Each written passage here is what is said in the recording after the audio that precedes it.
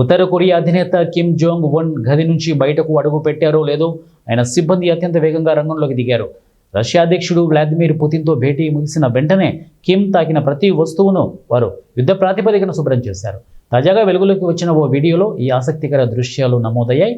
బీజింగ్లో పుతిన్తో చర్చలు ముగిసిన తర్వాత కిమ్ అక్కడి నుంచి వెళ్లారు. వెంటనే ఆయన సహాయక సిబ్బందిలోని ఒకరు కిమ్ కూర్చున్న కుర్చీని దాని చేతులు పెట్టుకునే భాగాలను తుడిచారు. మరో వ్యక్తి ఆయన నీళ్లు తాగిన గ్లాసును జాగ్రత్తగా ఒక ట్రేలో పెట్టుకొని తీసుకెళ్లిపోయారు. పక్కనే ఉన్న టేబుల్ను కూడా ఎలాంటి ఆనవాళ్లు మిగలకుండా పూర్తిగా శుభ్రం చేశారు.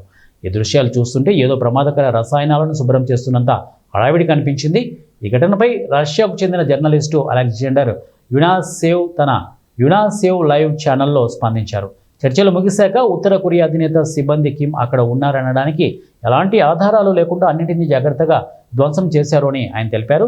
కిమ్ జోంగ్ ఉన్కి సంబంధించిన జీవ సంబంధిత ఆనవాళ్లు అంటే బయోలాజికల్ ఫుట్ ప్రింట్ శత్రు దేశాల గూఢాచారులకు చిక్కకూడదనే ఉద్దేశంతోనే ఈ చర్యలు తీసుకుంటున్నారని విశ్లేషకులు భావిస్తున్నారు. ఆయన వెంట్రుక, చర్మకణం లేదా లాలాజలం వంటి వాటి ద్వారా DNA సేకరించి ఆయన ఆరోగ్య పరిస్థితిపై అంచనాకు రాకుండా ఉండేందుకు ఈ జాగ్రత్తలను తెలుస్తోంది.